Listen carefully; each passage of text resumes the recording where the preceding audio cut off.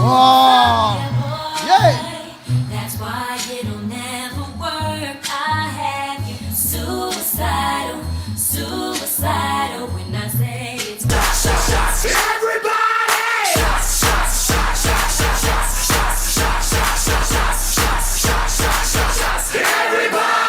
You, so sexy, so sexy. You, so sexy, so sexy.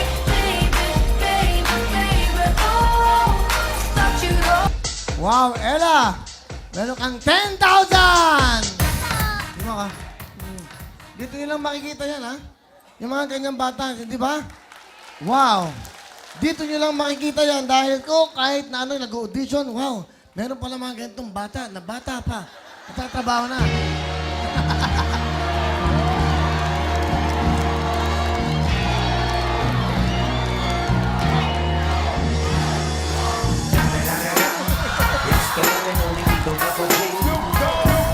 Tama na! Naloko nyo si Janjan. Iiyak na naman yan. Maalala niya ang buhay niya. Na pinagdaanan niya sa buhay. Pwesto na mga kamay. Good luck, Ella. Palabay si Janjan at Ella. Okay ha? Concentrate ha. Ito na ha. Tataas yung kamay nyo kung sa tingin nyo sasagot kayo ng tama o hindi man ha. Basta okay. Alright. Janjan, Ella, good luck. Ito na ang ating kantanong.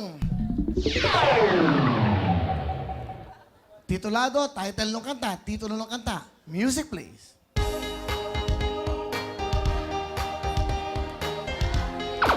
Paparazzi? 1 point si Ella, paparazzi. O, dyan ha. Meron ka pang chance ha, makinig mabuti. O, Ella, isang tamang sagot na lang, pasok ka na. Next, kantanong.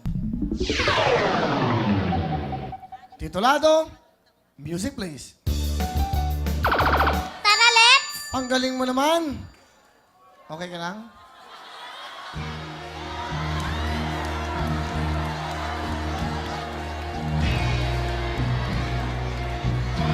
Iyak, iyak. Iyak na, iyak.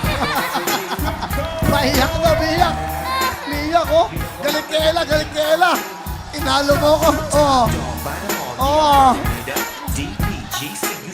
Tama na. Palaban natin si Janjan. Thank you very much, Janjan. Thank you, ha. Bye-bye, baby. Okay. At syempre, ito mga magano, si Jenny, si Ian, at si Ella. Ian, meron kang bonus sa 5,000. Ella, another 5,000. At Jenny, 5,000. Okay, pwede na mga kamay. Good luck sa inyong tatlo, ha? Isang tamang sagot lang, punta sa gitna. Ito na ang ating good luck sa inyo. Kantanong. Thank you very much. Ladies and gentlemen, quiet! Introducing to you my good friend. Kung sino to? Sino nakadiscover kay Justin Timberlake? Si Usher?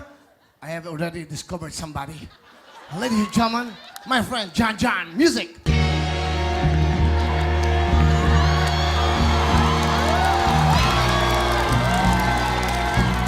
Here we go! Come on!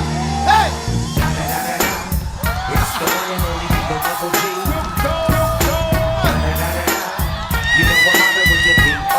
Hey, come on, guys! Come on! John John! We will be right back! Let's go, John John! Babalik kami! Bil pa, bil pa! Taking chances while we dancing in the party for show. Slip my girl a 44 when she crept in the back door. Chickens We will be looking at right me strange, back! but you know I don't care. Step up in the smoke.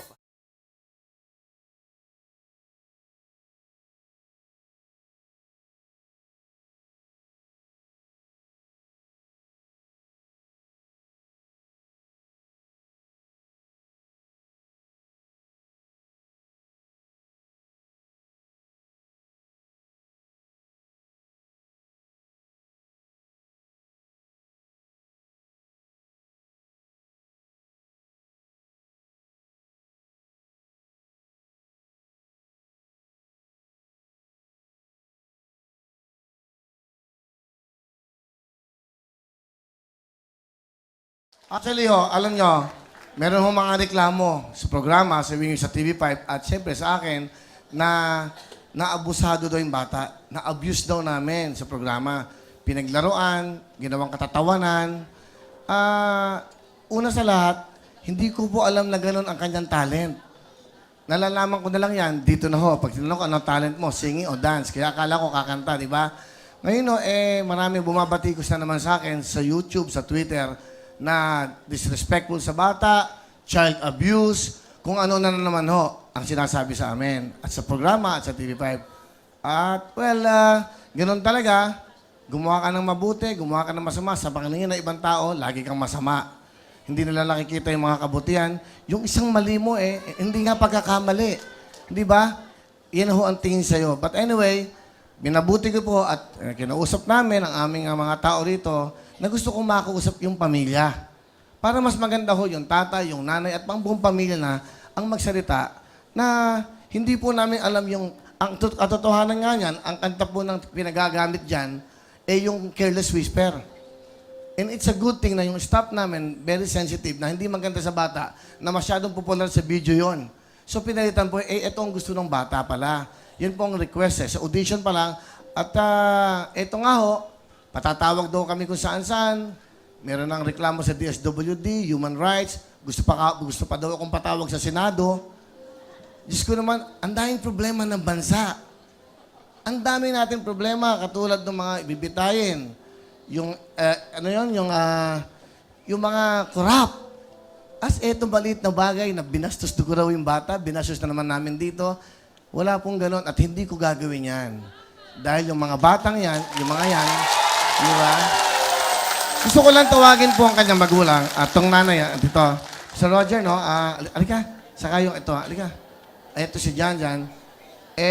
Kung meron kami pag-child abuse, marami din yung programa na may mga bata din naman na lumalabas yung nanay niya, may karamdaman din, ito ho. Okay? Pakikuha si Janjan. Hindi, okay lang. Sige, pakitulungan na. Alika. Janjan, alika. Superstar na to. Superstar! Hello. Ito po ang kanyang, hello. Ito po ang kanyang tatay. Ito po ang kanyang nanay. Tatlo yung kanilang anak. Ngayon, hindi ko alam, para malaman ng lahat, sige, mapakilala ka muna kung sino ka. Ako si Jojo Estrada, taga Project 6. Ako yung tatay ni Janjan. Okay. Ako naman po yung nanay ni Janjan, na si Diana, taga Project 6 po. Okay.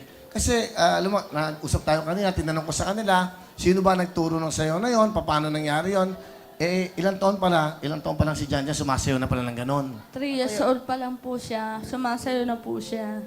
Ano yung sayo niya? Careless Whisper po. Pero, yung sayo ni Janjan na, yun po ang tugtog sa Careless Whisper. Yun din ang sinasayo niya. Actually, sa mga program ba? Sa school, Kuya Will, talagang sumali yan siya. Tapos, doon na-discover siya, nag-Little SM din siya. 2009. Yan din ang kanyang talent. Talagang lahat ng tao nagsisigawan talaga sa kanya. Ano yung sinayaw niya? Careless Whisper ang sinayaw niya. Yun. So, Kaya, nung narinig ko, Kuya Will, na nag-audition, may pa-audition kayo rito ng 6 to 11 years old, hindi ako nag-atubili na i-audition ko yung anak, ipa-audition dito. At kagustuhan din naman ni Janjan. Sabi niya, Papa, gusto ko pumunta doon at mag-audition ako. Pero mo, 3,000 mahigit yata sila. At napalad na nakuha siya, pang-apat siya nakuha doon. Ngayon, alam niyo na yung nangyayari ngayon. Tinawagan daw sila ng GMA News kung ano-ano na tinatanong, alam niyo ba na parang anong sinabi sa'yo kanina? Tinawagan ako kanina, dami. Alam niyo ba yung ginagawa niyo sa anak niyo? Bakit ganyan-ganyan? Sabi ko, kagustuhan ng anak ko yun, hindi naman... At siyempre, gusto ng anak ko sumikat, gusto niya mag-artista, kaya yun ang ginawa niya para maiba siya at mapansin siya ng ibang tao. Sabi ko, hindi... Sinuportahan ko lang naman yung anak ko, yun ang gusto niya Okay, Gusto niya nga sumayaw, Kuya Will Hindi, nagtatanong kasi. Mamaya na. Hindi, okay lang, naiyak siya. Ganyan Naiyak talaga kasi yan, bata iyakin pa. Alam niyo bakit siya umiyak? Anong kwento niya? Ang sabi niya, pagdating niya nung galing dito, Papa, naiyak ako kasi nakita ko yung kapre, yung matangkad, yung si Balingit. Sabi niya. Natakot daw doon kay Malingit. So,